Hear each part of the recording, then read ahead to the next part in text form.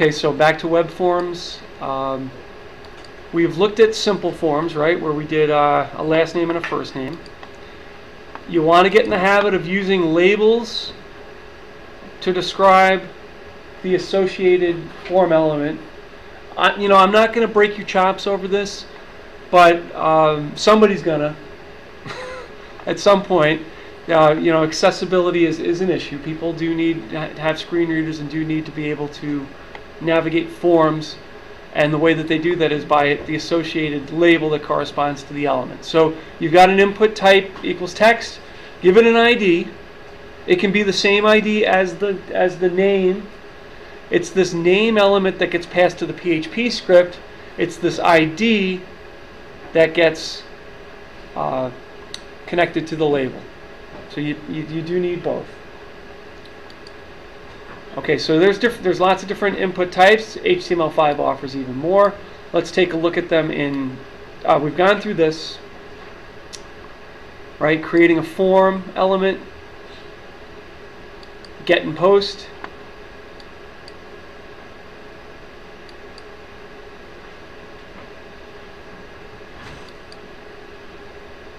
Etc. Etc. Here's a requirement, and I do this. I might give you an example of this on a test.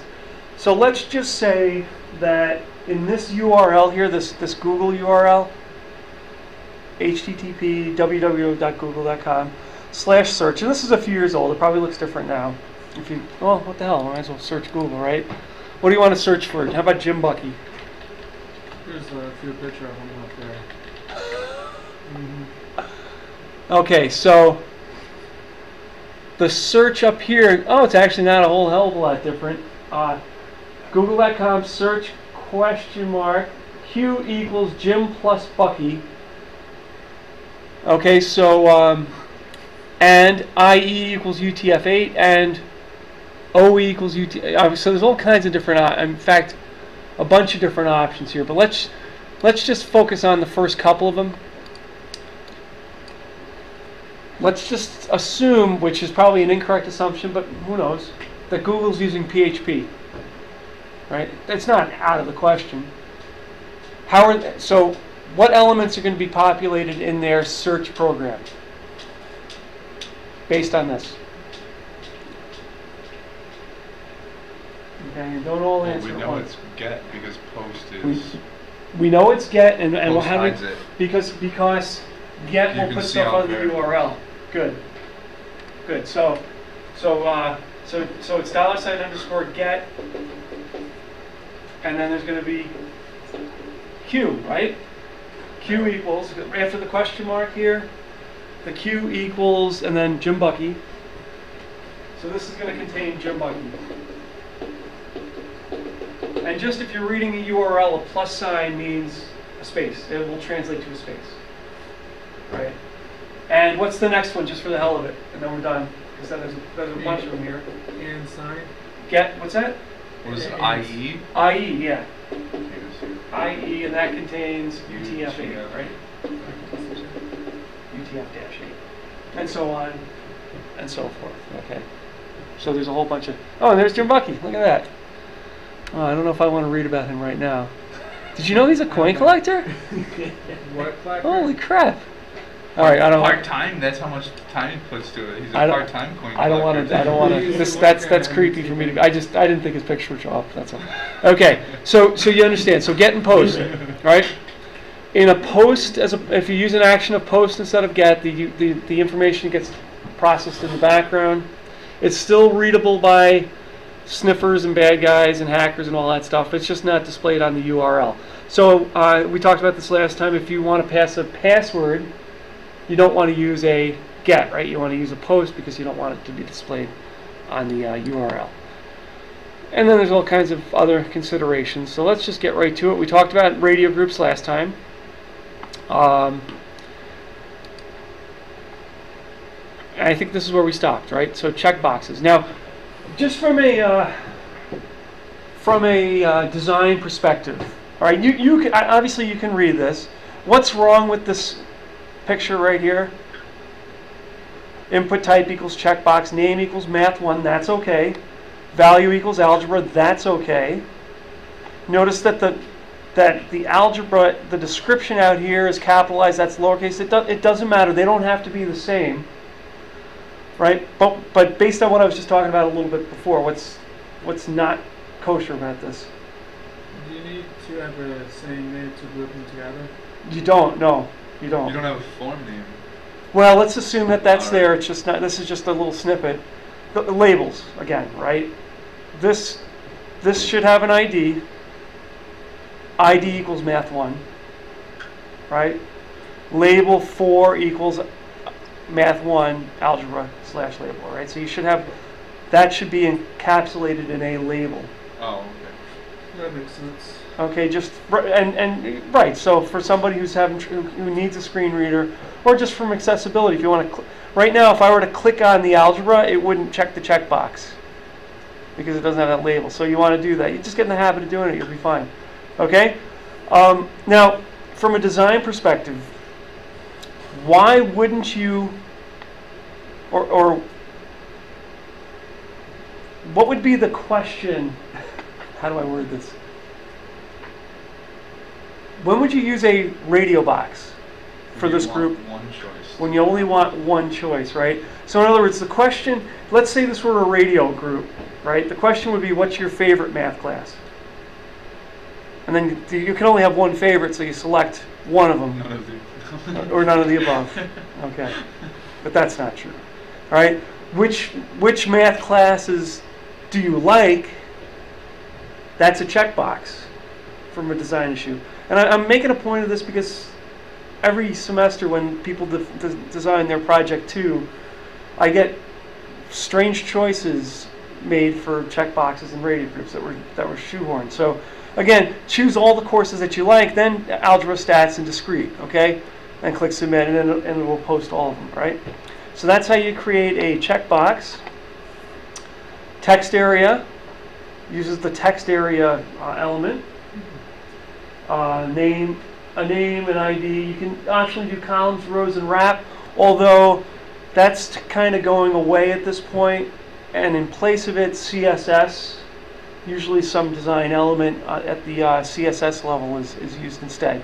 But this is old school, it still works. Columns is how many columns of letters, rows are how many rows, and virtual wrap is never used anymore because browsers are automatically do word wrap. So really all you need here is the text area name, and again, probably an ID, right? And then a corresponding label. Okay, and you can have optional text. So notice inside this text area and then closing the text area, there's some optional text to start. And JavaScript will allow you to, once you start clicking on it, erase it and let the person start typing away. But we'll get to JavaScript at the end of the semester. Okay, so how would you set up an email program front end using the web that asks for an email address, asks for your email address, asks for your professor's email address, asks for a message subject, asks for the message, and allows you to submit the form. Now I know it's on the next slide, but I would say, why don't we at this point design this this particular thing as stated. Okay, so we've got the whole form, and so let's take a look at it. And I've saved it, and now we'll go to the CSN Linux, KJMead, email.htm. Huh, where did I put it? Did I not save it?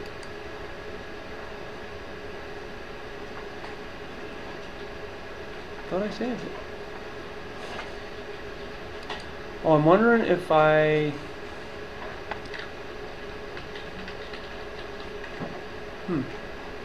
Okay, it's there. It's something...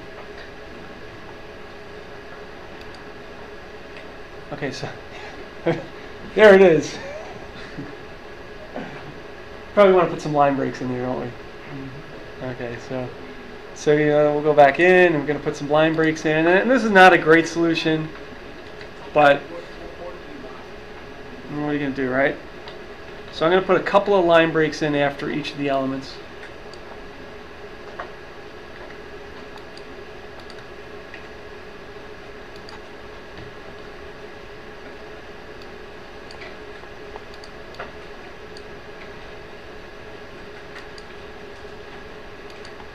And it's still not going to be perfect.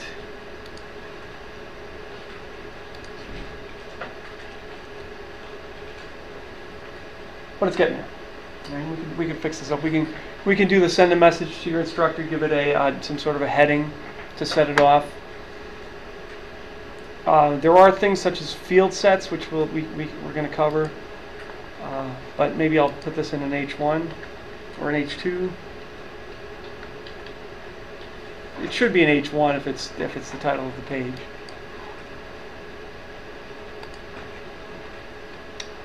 All right, so now at least we have something. It ain't great, but it's workable. Now this is entirely optional,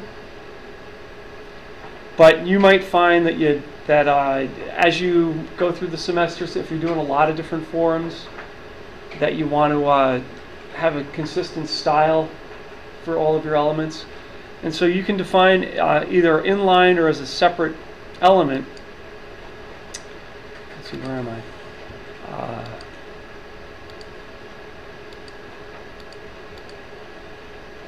I just fast forwarded in the slideshow some CSS that defines the look and feel of your page. And again, if you want, you can define these as classes, or you can define these as at the actual element level. So notice in this case, my body, I'm choosing a 12 point or a 12 pixel sans serif font.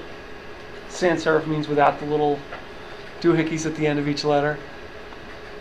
My labels are going to display, labels by default are what we call inline. Is that correct? The correct terminology for CSS? They're inline. In other words, they don't create a line break. They're not their own.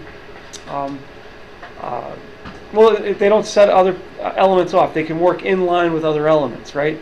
But we can say, hey, labels on this page, display them as block elements, meaning that they get their own line or space on the page, and they don't share that space with other elements. We can give our inputs and text areas a border and a consistent width, and the same with the buttons. So if we want to do this, now we can do this right in line, or we could separate it out, but just for the hell of it. You have to call the buttons back with class equals, don't you? Since it has a period? Well, no, you can define it for every button on your page. Buttons not, because it had a dot on it. It was period button. So I guess I did that. Yeah, you're absolutely right. Yeah. So, and I don't know if that makes it, if I even applied that to my style on that other page then. But anyway, so I'll just do some style, and I'm not. You can do style type equals text / CSS. That's what I thought. You should, but if you're lazy, you just do style, and it works pretty much across the board.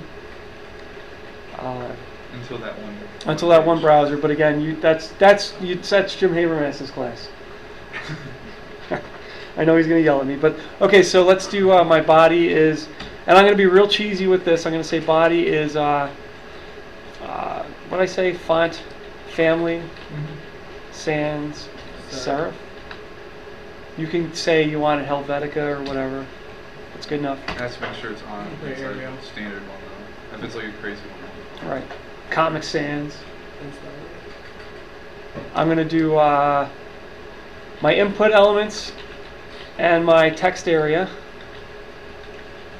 I'm going to do a border of 1px solid green and I know this is bad way to do it. You're supposed to be much more formal with your CSS, but just for time's sake. And I'm going to do a consistent width of 400 pixels. You probably should use relative sizes. I'm doing it absolute. And what else did I say? Button. Oh, my labels. No, I'm not going to do the button. My labels I want to be block.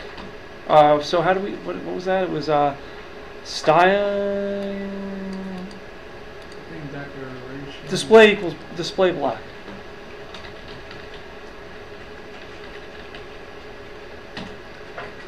Oh, and not labels, but label. The label element. You probably want to dress this up with classes but just at the bare bones elements, this is gonna. do the trick.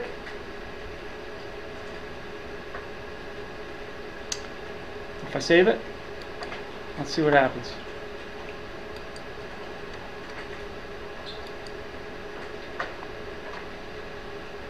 Oh.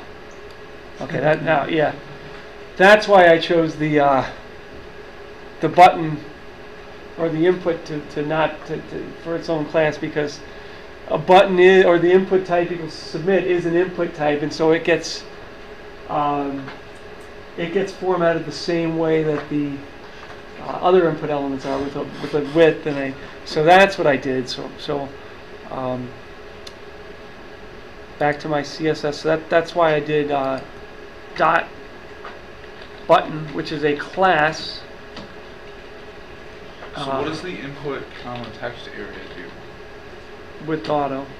What's that now? What does the input or comma text area do? For both of these elements on the page.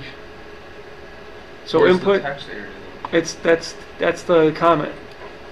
That's the message, the email message. Oh, all right. I didn't. All right. And right. So that's when you want multi-line data. Okay. So I did a dot button class with a width of auto, and let's give this a class, input class equals button, and we'll save that. And we'll still have the green around it, but at least it's, and I could do border none. Probably want to do that also.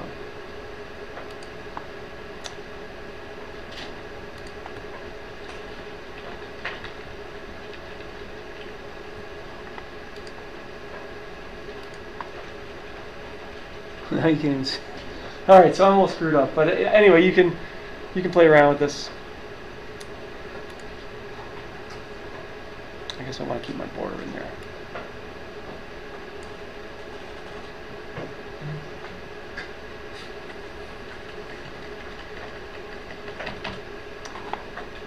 Okay, so this is just the design part, and so you click it, and obviously it's not going to find anything, so we have to process it in the background, right? So let's go ahead and write the code for the processing program that's going to get all this data and just spit it out. Your email, your professor's email, subject, and the message. Okay? Take 5 minutes or so and write that.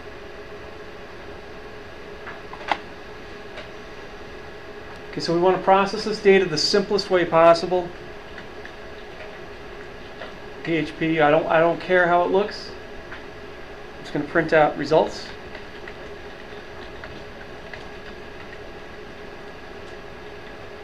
And since we're going to be in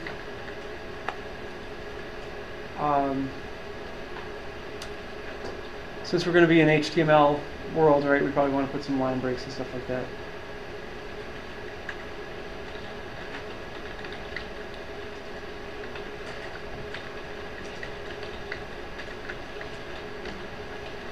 My email. Now pay attention here, okay? You guys are all sort of making progress. Are you doing it? You're not doing it right in your HTML form, right?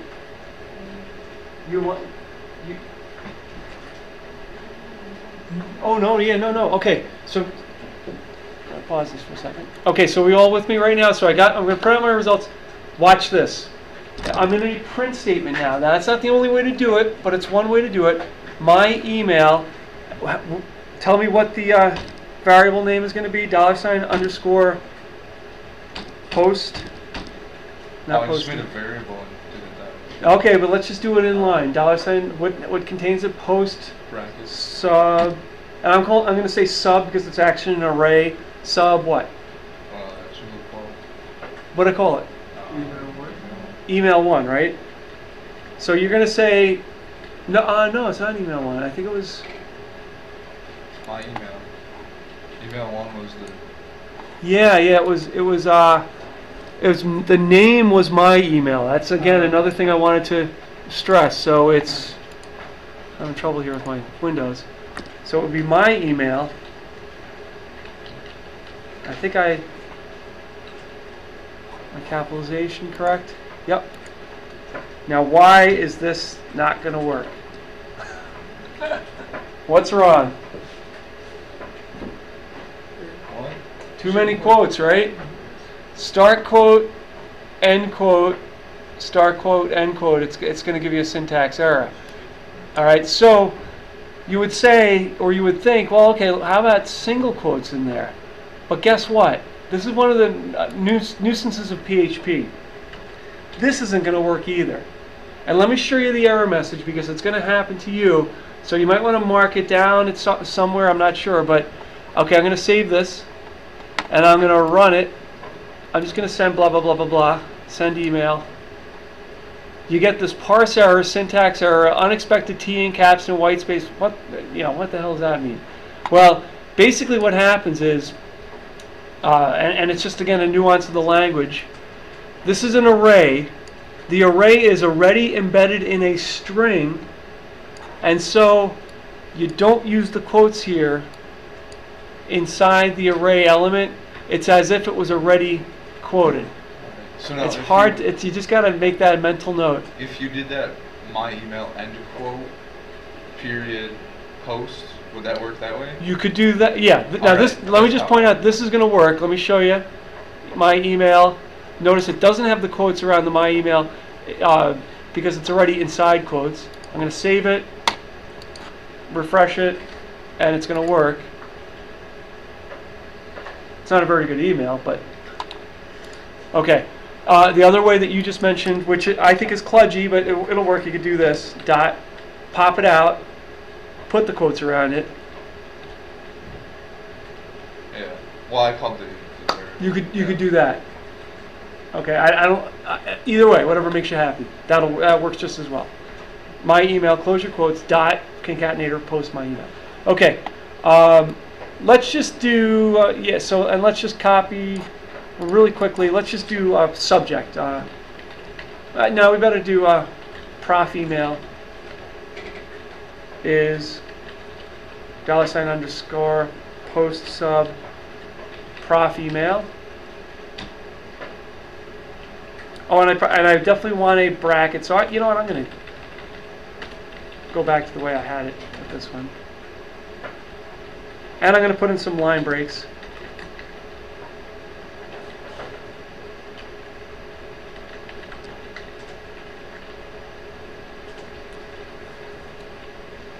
Well, let's just do the subject and be done with it.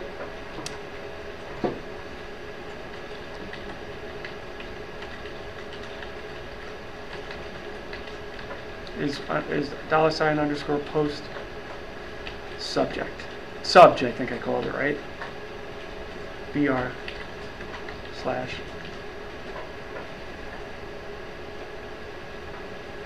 you're starting to get to some of the elements of your project too. I mean, really, this is part of it, right? Just spitting stuff out.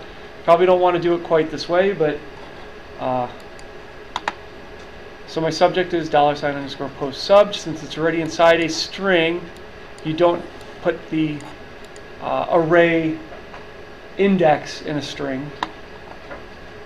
Save it, check it, and a prof email, blah blah blah, and your subject is a little Swedish.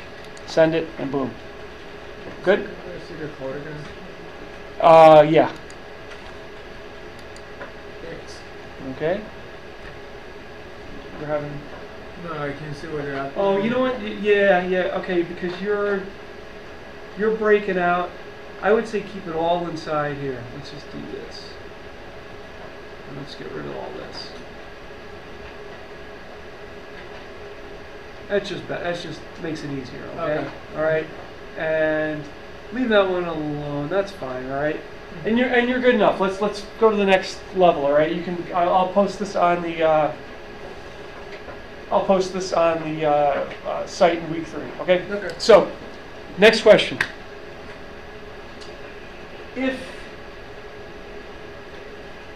Let's make sure that they entered a subject.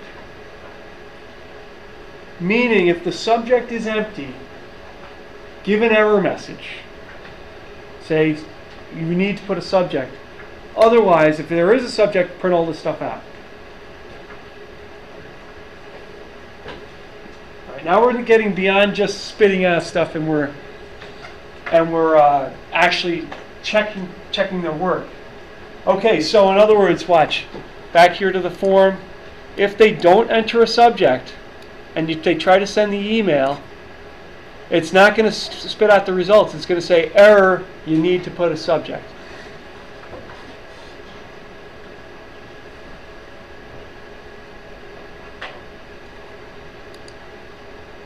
What do you think?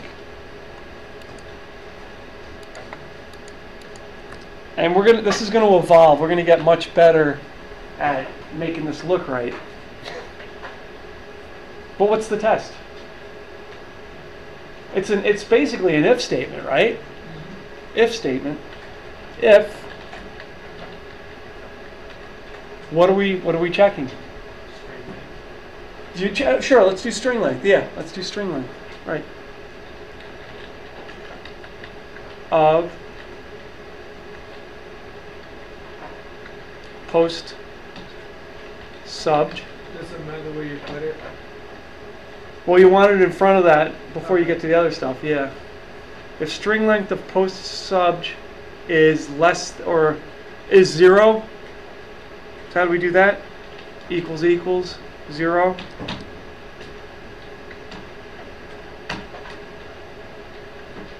Print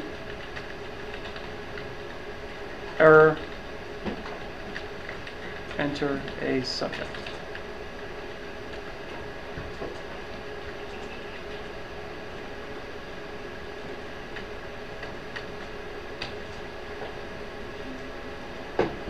And again, I'm abbreviating.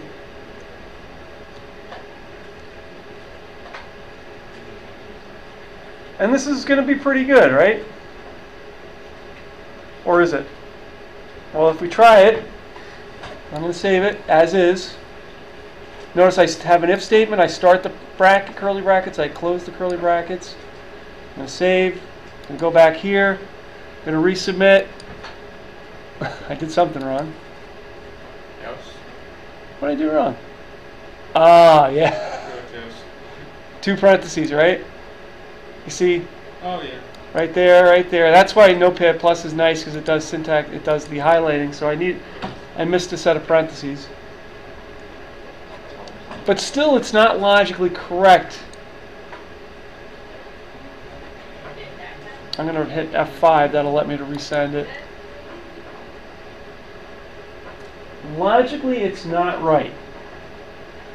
Because it gave me the error message, error, enter a subj, really poorly formatted, and then it spit out the answers anyway. Right? What do I really want, logically speaking? I want all these print statements to be in what type of a block? An else. An else, right? In other words, if there's an error, print out the error and stop. Otherwise, else, open bracket. And then really you should indent each of these. 1, 2, 3, 4. Do all the printing.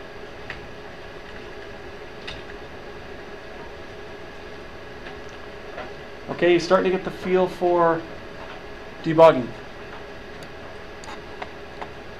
And now, even though it's not pretty, it's going to work.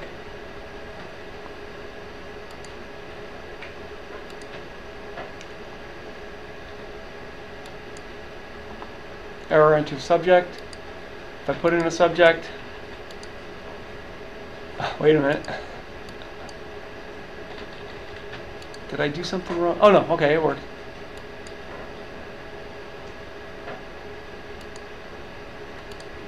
Okay. Now it's not quite perfect, is it? What's wrong with this condition here that we checked? It gets most of the people, but it doesn't get my mother. What's my mother going to do?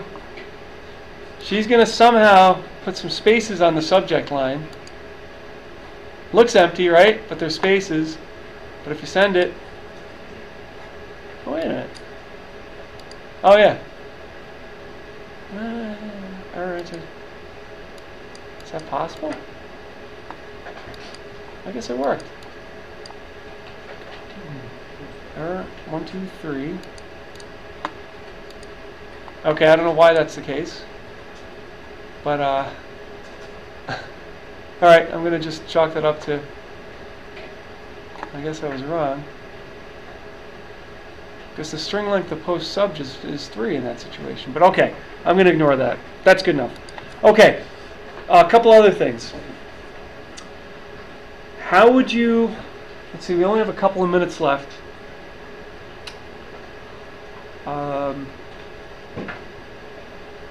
Let's do this. Or let me just put it out there and you can finish it up for homework. How would you require that the student's email is of the form? I'll actually write it out here just so you see it. It could be something, but it has to be at my.genesee.edu. That's the requirement. It's somebody at my.genesee.edu. What function would you use? That's a substring, right? So you could use the substring function to make sure that my.genesee.edu is part of the email address. But you got some hoops to jump through, okay? Because if they type it with a capital letter, it's different than a lowercase letter, right? Because it's a string. So what do you got to do with the email address? You got to convert it to lower. And then you got to trim it out. Make sure there's no spaces on the end. And then you got to check the substring, right? So, and that's in the notes from chapter or from note packet 4. Look at the substring thing. But make it so that it will accept any email address, but it can only come from at.my.genesee.edu. Make sure it'll work for upper and lowercase. It'll trim, and it can be any student name. So in other words, you can't depend on the beginning of the username being any set number of characters. It could be Alex. It could be, a whole bunch of different characters, up to 8 characters, right? So I'll put it in the code here. You're going to check your email, and you could do something like this. My email is equal to. First thing you're going to want to do is str to lower. Is that the? No, I think it's all together now. All together, okay. Yeah, str to lower, and then you're going to want to trim it. Post email, right? Post.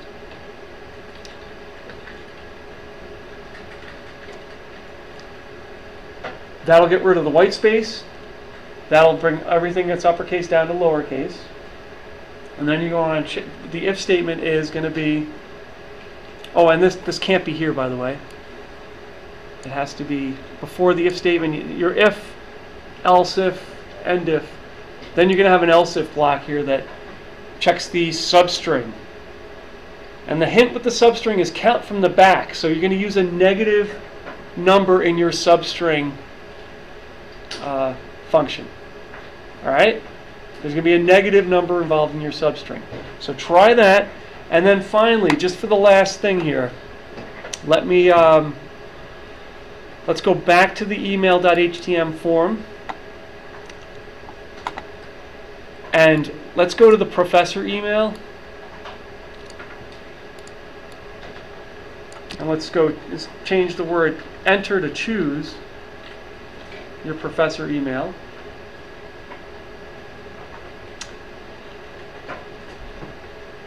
You got a second, right? I'm at the end here, but I do want to do this. Let's get rid of the input type. And you've got your choice here. Let's give them 2 choices for for professors. Let's give him me and Jim Bucky. Okay, and you can only send to one at a time. So, radio box or checkbox? Radio, right? So and let's just ignore the labels for now since we're out of time. But you should use labels, right? Blah blah. We got through that. Okay. So choose a professor email, and then we're going to do input type equals radio. Name equals prof email. You should do an ID. I'm just going to go to the next line for the readability. You guys stay on the same line probably. Value is going to equal, let's do me first. Okay, so notice the radio input has a value, which would be my email.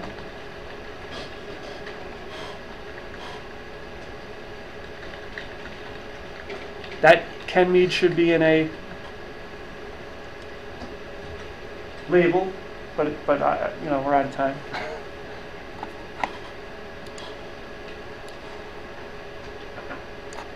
All right, makes sense. And then copy it, and let's just put in Jim Bucky.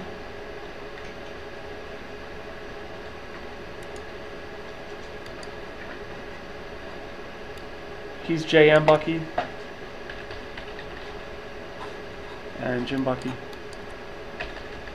I chose Jim Bucky and not Marina Capolino, not because I like him anymore, it's just his name's a lot shorter.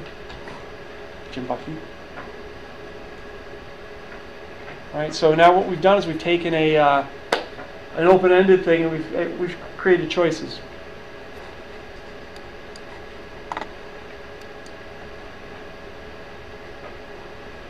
Doesn't look pretty. We can fix that. You know, you're probably going to want to style that, but okay.